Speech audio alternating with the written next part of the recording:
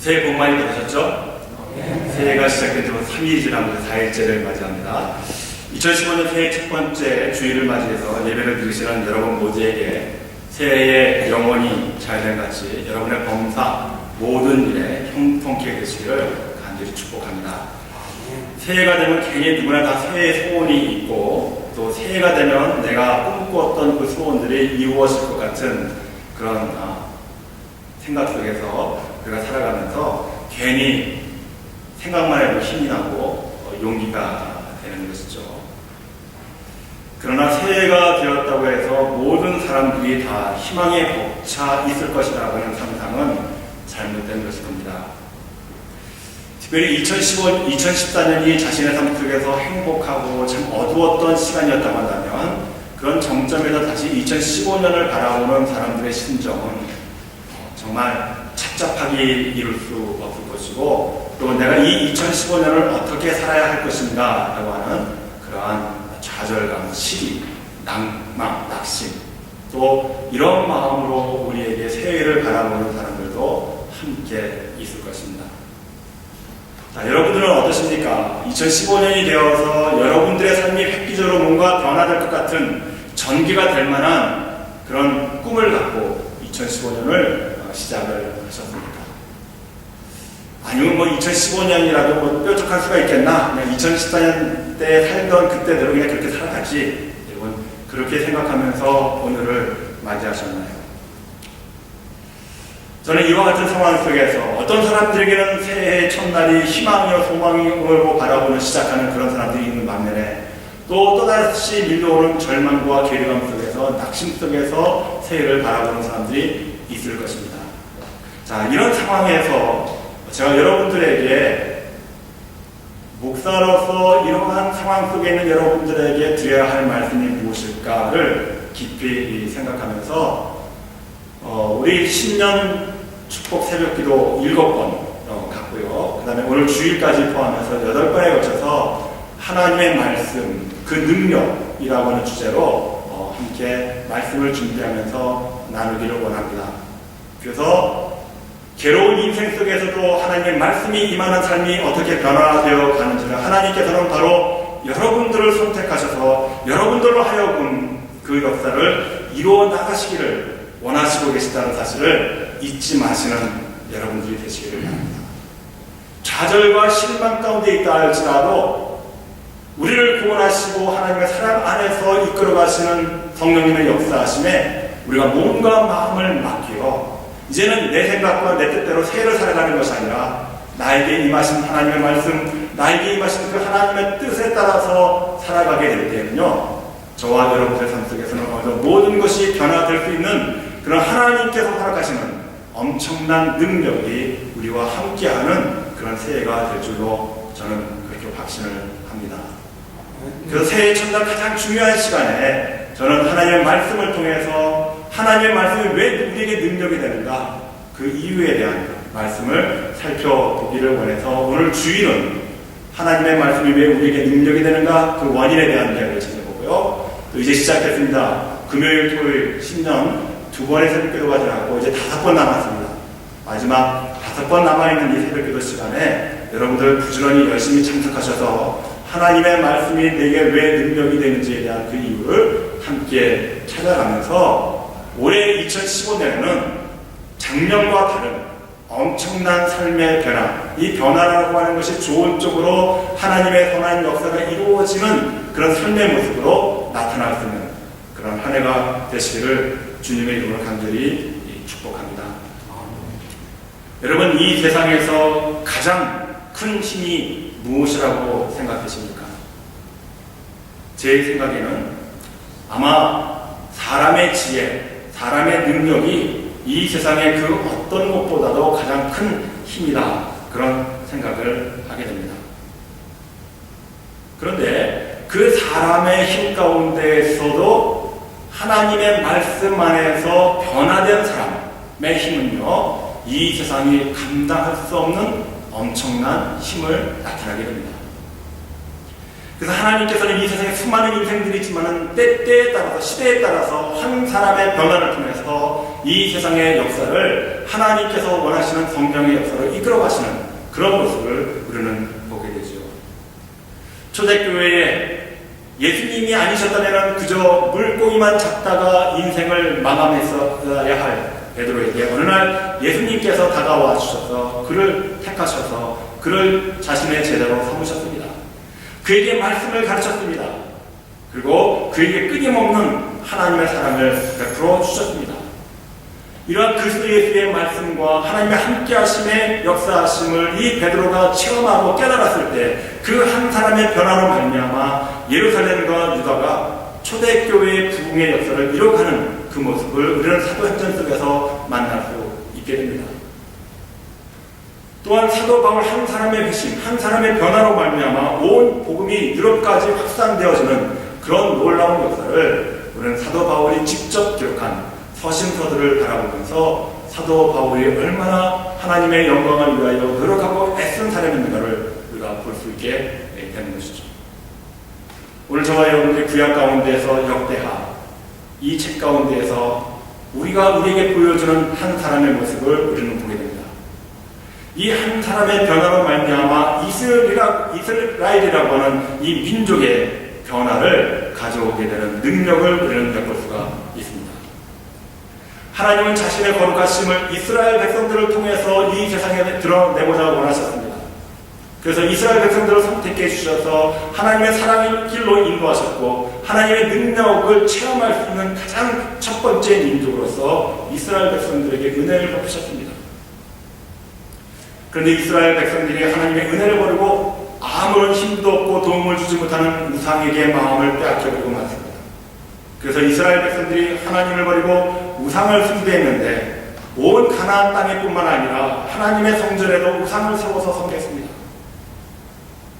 그들이 왜 이와 같이 어리석은 행동을 했을까요?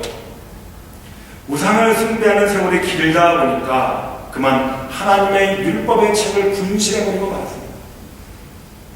날마다 상고해야 할 하나님의 말씀을 읽지 않고 들려주는 사람도 없이 하나님의 말씀이 이 백성들에게 사라졌을 때 그들은 조상 때부터 믿어왔던 그 하나님을 버리고 이방 신들을 섬기는 우상숭배 간습에 따라서 그저 때에 따라서 몇 년이 이어지는 예배를 드렸을 뿐이었습니다.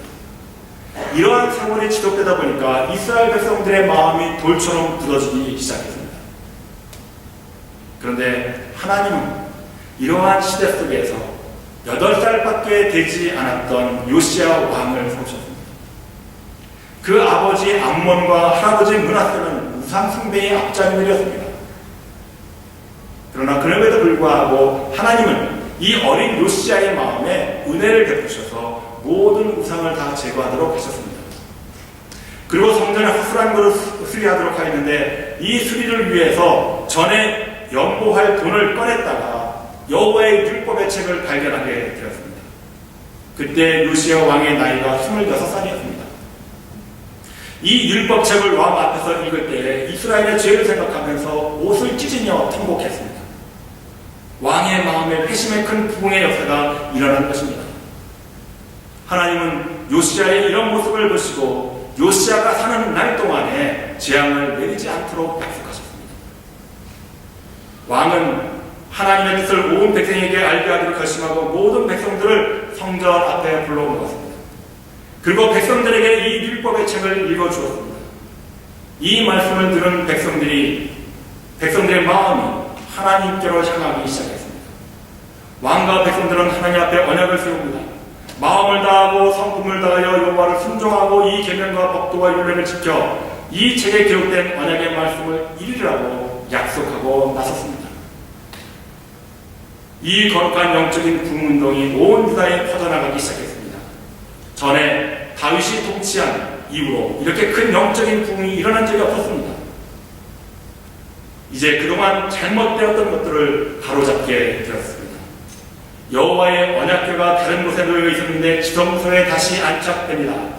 사무엘 이후로 유월절을 바르게 지키지 못했는데 이 요시야 때에 하나님께서 기뻐하시도록 유월절을 지켜나갑니다. 유월절 제물이 없는 사람들에게 왕이 자기 제물 중에서 어린 양과 어린 염소 3만과 3천을 백성들에게 내어줍니다. 하나님의 전을 주관하는 hil기야와 스가랴 그리고 여호야kim 제사장들에게 양 2,600과 숫소 300을 유월절 제물로 내어놓습니다. 레위인들의 두목들도 레위인들에게 양 5,000과 숫소 300을 유월절 제물로 주었습니다. 모든 사람들이 하나님께로부터 받은 자신들의 위치에서 직임을 다하기 시작했습니다. 성전에서 노래하는 찬양대는 찬양대의 자리에 문지기들은 각 문의 그 직임대로 성실하게 봉사하기 시작했습니다. 모세가 받은 하나님의 율법을 통해서 백성들이 어떻게 하나님을 섬길 것인가를 깨닫게 되었습니다.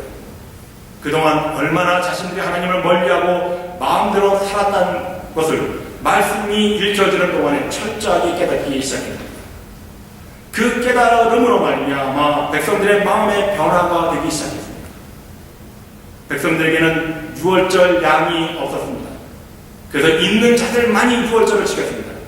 그런데 이 변화로 인해서 있는 자들이 자신들이 있는 어린 양을 내어주어서 어려운 사람들과 함께 유월절을 지킵니다.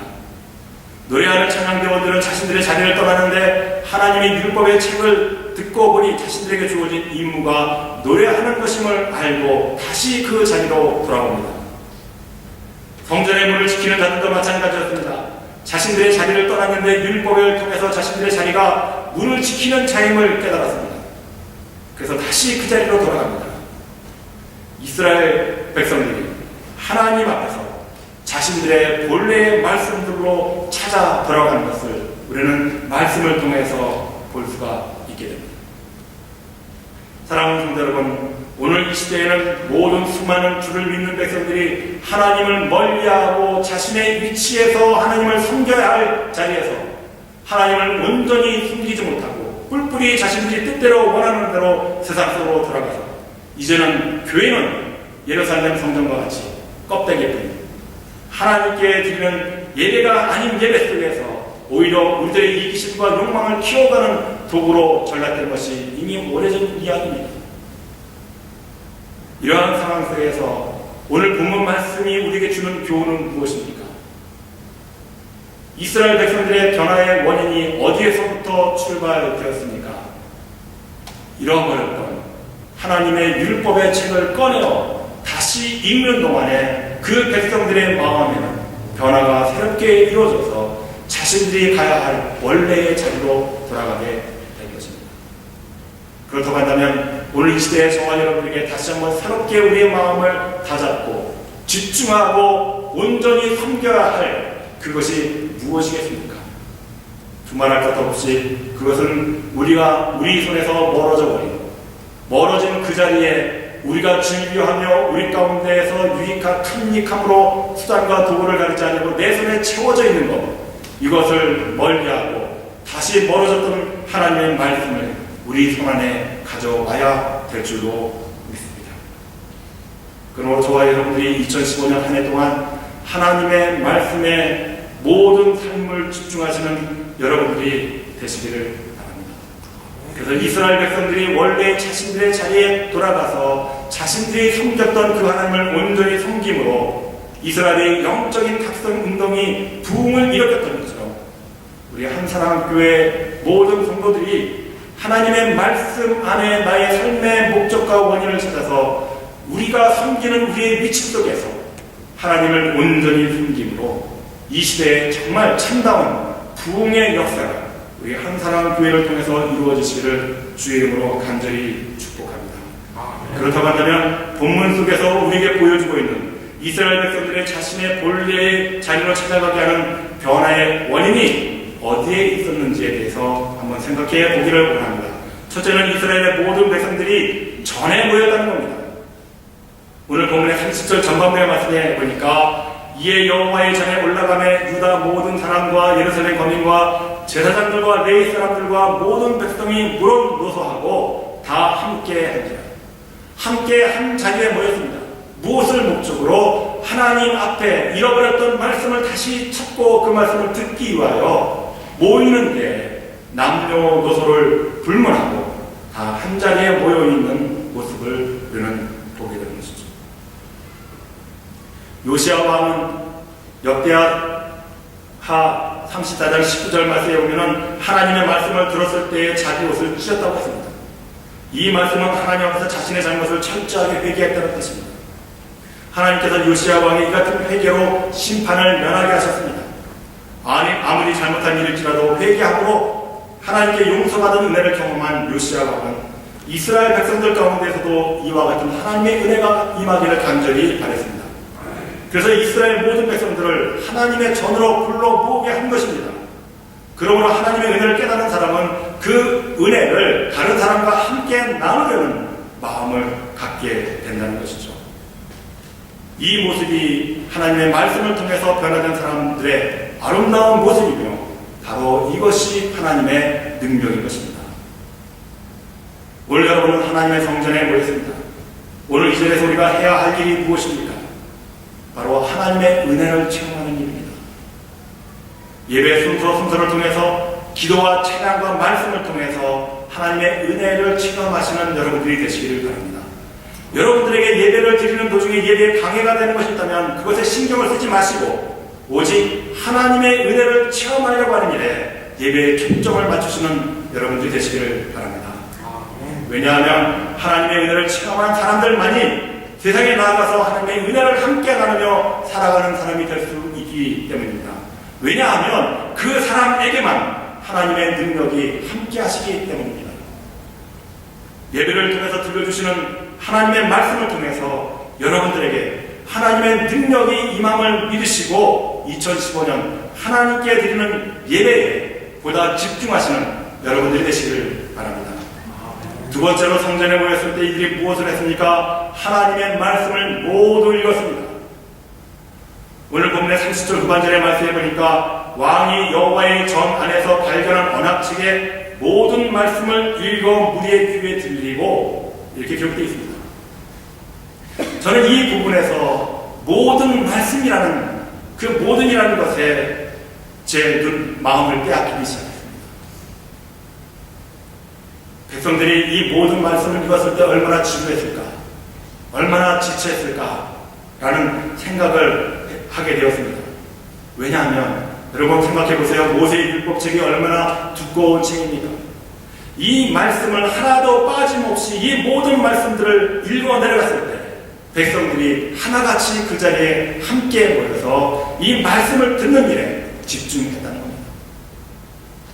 훌다의 예언에 의하면 유다의 지은 악업 죄악으로 말미암아 바벨론에게 멸망당하고 포로로 붙잡혀갈 것이라고 했습니다. 이 예언을 들은 요시야 왕이나 백성들의 마음이 얼마나 슬펐겠습니까? 그런데도 어떻게 해야 이 심판의 길에서 벗어나야 할지에 대해서 모르고 있었던 때였습니다.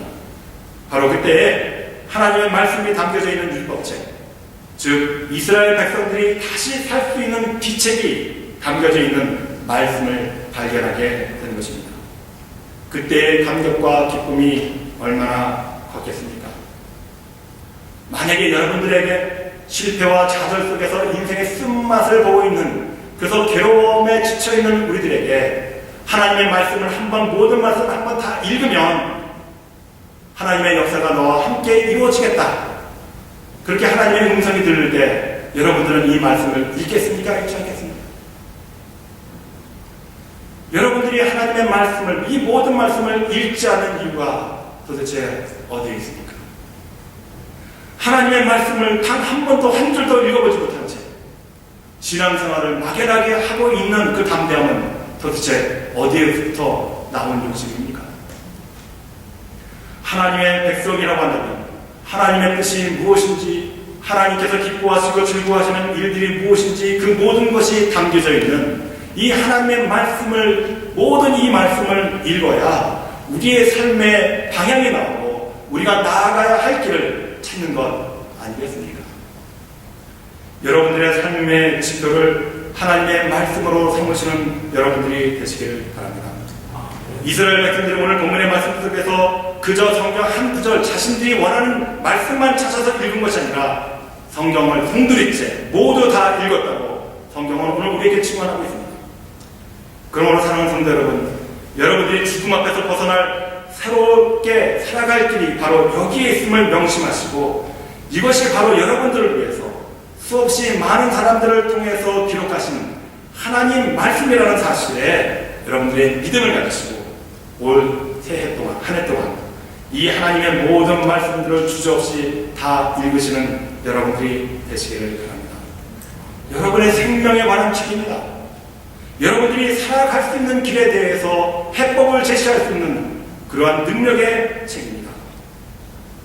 올 한 해 무슨 일보다 먼저 하나님께서 여러분들을 살리시기 위해서 기록하신 하나님의 이 모든 말씀들을 다 읽어보시는 여러분들이 되셔서 이스라엘에 이루었던 이 부흥의 영적인 각성의 대운동이 오늘 이 시대에 정말 암흑 같은 교회의 역사 속에서 한 사람 교회의 성도들 하나님의 모든 말씀을 다 읽고 그들이 깨달은 속에서 나타나는 그 능력 위에 하나님의 역사가 어떻게 펼쳐질지를 기대하면서 소망을 바라보면서 말씀을 부지런히 읽으시는 여러분들이 되시기를 바랍니다. 세 번째로 이스라엘 백성들이 이와 같이 철저하게 하나님의 말씀을 깨달을 수 있었던 것은 하나님과 이스라엘 백성들이 약속했다는 것입니다. 오늘 본문의 31절 말씀입니다. 여러분 올해부터는 매주일 핵심이 되는 한 절 말씀을 여러분들에게 카드로 만들어서 주보에 넣어드렸습니다. 한 주일 동안 여러분들이 날마다 매일같이 묵상해서 암기하라는 뜻입니다. 지난 10월 달에 우리가 목회 계획을 세우는데 최진희 강사님께서 아이디어를 내주셔서 새해에는 우리가 말씀으로 부흥하는 교회가 되기 위해서는 매주일 말씀을 암송하시면 좋겠습니다. 그런 정말 좋은 아이디어를 제게 제공해 주셨습니다. 제가 그 말씀에 힘을 얻고 여러분들에게 카드로 만들어드립니다. 이제 매주 한 구절씩 나갑니다. 여러분 묵상하시고 암기하시는 여러분들이 되시길 바랍니다. 어르신들 치매 예방하는데 고스톱이 좋다고 고스톱을 치는 사람들이 많습니다. 여러분 고스톱 치려면 짝이 있어야 되는데 적어도 세 사람이 모여야 되는 거 아닙니까? 그렇죠? 맞나요? 근데 성경은요 혼자 읽어도 되잖아요. 혼자 읽어도 암송하다 보면 여러분 치매 염려가 없을 줄로 믿습니다. 그러니까 여러분 부지런히 암송하셔서 날마다 한 주일에 하나씩 이 암송하셔서 이제 1년이 지나면 52구절의 말씀을 암송합니다. 얼마나 대단한 일입니까? 만약에 이 일만 우리가 실천하더라도 여러분들의 재앙 속에 시험과 유혹 속에 하나님의 말씀이 나의 등불이 되겠네. 그죠? 오늘 우리가 시편 교독문을 묵상할 때 제가 여러분들이 좋아하시는 복에 대한 말씀을 넣었습니다. 시편 1편 1절의 그 시작은 복 있는 사람입니다. 여러분들은 복 있는 사람들이에요. 왜? 하나님의 말씀이 우리에게 주어졌기 때문에 그 말씀을 받은 자마다 다 복 있는 자라고 시편 1편에서 우리에게 보여주고 있는 것 아닙니까? 여러분 한 해 동안 부지런히 이 말씀을 붙들고 암송하셔서 여러분들의 삶 속에서 하나님의 언약의 축복의 약속들이 이루어질 수 있는 그런 아름다운 삶으로 나타나시길 주 이름으로 간절히 축복합니다. 이스라엘 백성들은 이미 하나님을 버리고 우상을 숭배하는 일에 빠져버렸습니다. 이제 심판대 앞에서 바벨론의 포로로 붙잡혀가는 일만 남아있었습니다. 그런데 이 시점에서 율법이 발견되었고 요시야 왕은 그 율법책의 언약의 말씀을 백성들에게 모두 읽어주었습니다. 그리고 백성들 앞에서 하나님과 이스라엘이 함께 다시 약속을 합니다. 이제는 우상을 버리고 오직 마음을 다하고 성품을 다하여 여호와를 순종하고 그 계명과 법도와 율례를 지켜 이 책에 기록된 언약의 말씀을 이루리라고 선포합니다. 그러므로 우리 또한 이 말씀을 읽고 묵상하는 우리 모두가 하나님의 말씀을 모두 지키겠다고 약속해야 합니다. 물론 하나님의 말씀대로 사는 일이 쉽지 않을 것입니다. 그러나 복음이 선포되고 하나님의 약속을 받은 백성들 모두 그 말씀대로 살기로 약속했을 때에 큰 역사가 이루어졌다고 하는 것을 잊지 마시기를 바랍니다. 2000년 전에 예루살렘과 유다의 초대교회가 그랬습니다. 말씀의 하나가 되어서 온 성도들이 모일 때마다 말씀을 상고하고 그들이 떡을 떼며 함께 신앙운동에 열심을 다했을 때에 이 예루살렘 초대교회의 부흥의 역사가 지금 온 세상으로 복음이 확산되어진 가장 큰 원동력이 되는 것을 우리가 보지 않았습니까? 18세기 영국은 산업혁명의 초기 단계로 경제적으로, 사회적으로 중요한 변화를 겪었습니다. 길거리에는 술 취함, 도박, 도적질, 자살 등이 마치 전염병처럼 퍼지는 상황이었습니다. 대다수의 사람들이 극심한 가난에 시달렸고 가난한 사람들이 사는 집에는 질병이 많았습니다. 불안정한 생활에 절망감과 좌절감에 빠진 사람들은 일종의 해소책으로 술, 폭력, 매춘, 도박에 빠져들었습니다. 이러한 사회적인 상황 속에서 하나님께서는 이 영국 사회를 구원하시기 위해서 한 사람을 세우셨습니다. 바로 요한 웨슬리 목사님이었습니다. 요한 웨슬리는 영국의 옥스퍼드 대학을 졸업하고 선교사로서 미국으로 건너가서 원주민들에게 복음을 증거하기를 원했습니다. 그러나 그의 꿈처럼 미국에 도착했을 때 원주민들을 만나는 것조차도 힘들었습니다. 설령 만난다 했을 때 그들이 말이 통했겠습니까? 그 결과로 웨슬리 목사님은 철저한 실패를 경험하면서 2년 만에 큰 좌절감으로 다시 영국으로 돌아왔습니다. 그런 때에 1738년 5월 24일 저녁 요한 웨슬리는 런던의 올드스게이트 거리에 위치한 어느 작은 기도 모임에 참석하게 되었습니다. 그날의 체험에 대해서 요한 웨슬리는 그의 일기에서 이렇게 기록하고 있습니다.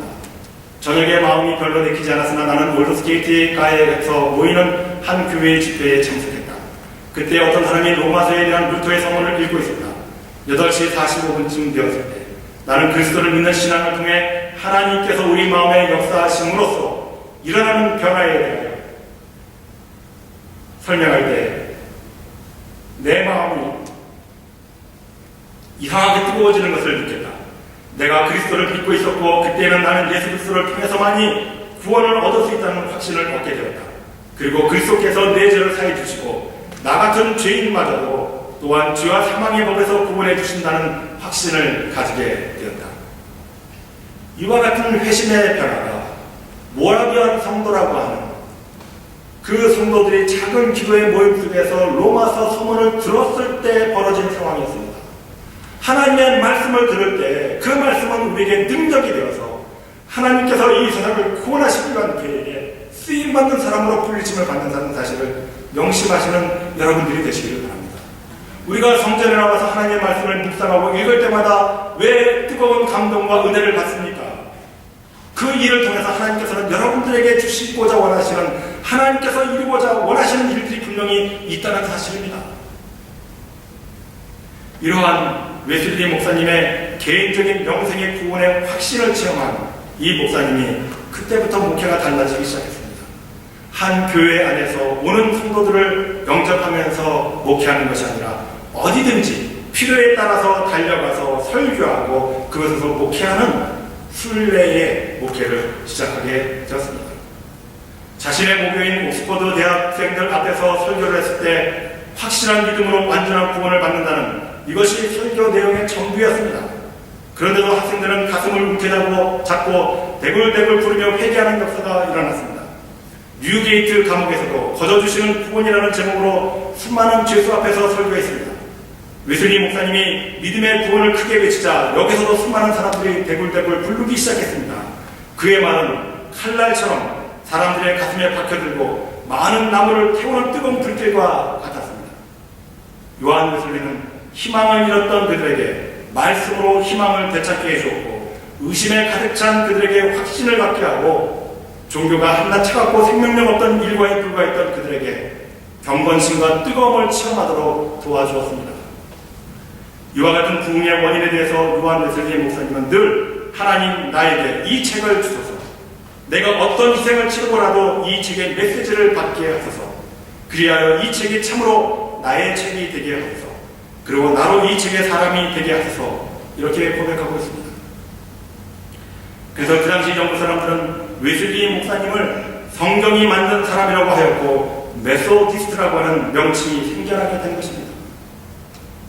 하나님의 말씀에 집중한 사람, 하나님의 말씀을 깨닫고 그 깨달아진 말씀을 실천했던 한 사람으로 말미암아 18세기 산업화로 말미암아 몰락해가던 영국 사회가 다시 거룩한 사회로 변화될 수 있었고, 이 부흥운동은 지금 전 세계에 감리교도들에 의해서 활발하게 신앙생활을 하고 있는 원동력이 된 것입니다.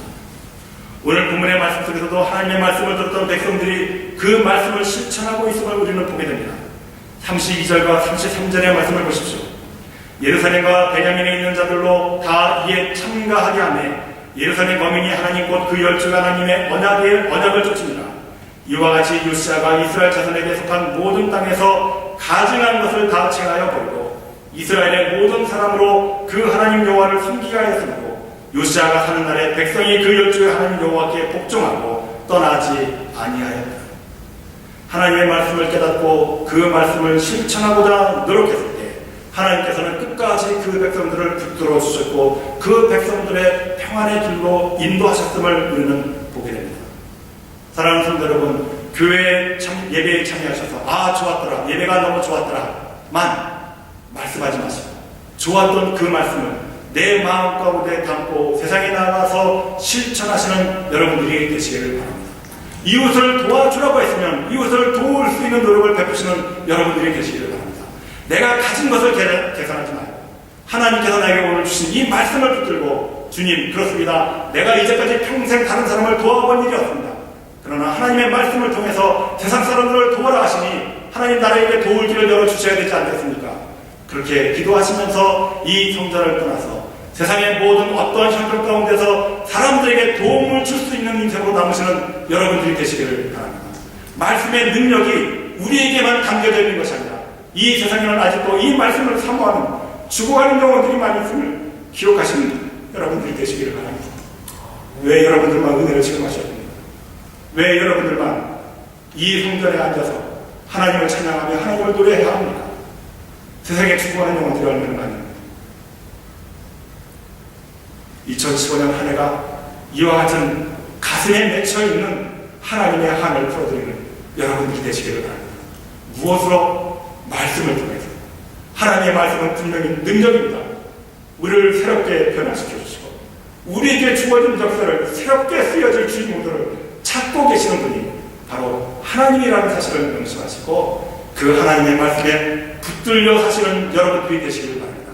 그러면 여러분들의 인생이 2015년에 여러분들이 근심하시고 여러분들이 걱정하시는 모든 염려와 모든 것들이 다 사라지고 하나님의 풍성한 은혜가 여러분들과 함께 하실 줄로 믿습니다. 왜 그렇습니까? 하나님의 은혜이기 때문에, 하나님의 능력이기 때문에 그렇습니다. 말씀을 붙들고 사는 자에게 하나님께서 영원히 함께 하시겠다고 하는 약속이 이루어진 그 현장 속에 하나님의 능력이 나타나기 때문에 여러분들의 삶이 오늘 시편에서 다윗 시편의 기자가 고백하고 있는 것처럼 복 있는 자, 여러분들이 이미 복 받은 사람들입니다. 더 받을 복이 없습니다. 이제는 여러분들이 해야 할 일은 여러분들이 받은 복을 세상에 나눠주는 일만 남았습니다. 이 일을 감당하시면서 여러분들의 개인적인 영적인 부흥이 불같이 이루어지고 여러분들이 개인이 불같이 이루어지는 이 영적인 부흥의 운동이 이 한 사람 교회 활활살처럼 폭발하는 부흥의 역사가 나타나므로 종교적으로 사회적으로 어두워져 가고 있는 이 시대에 밝게 비출 수 있는 빛의 역할을, 소금의 역할을 감당할 수 있는 성도, 아름다운 한 사람 교회가 되시길 주님의 이름으로 간절히 축복합니다. 기도하시겠습니다.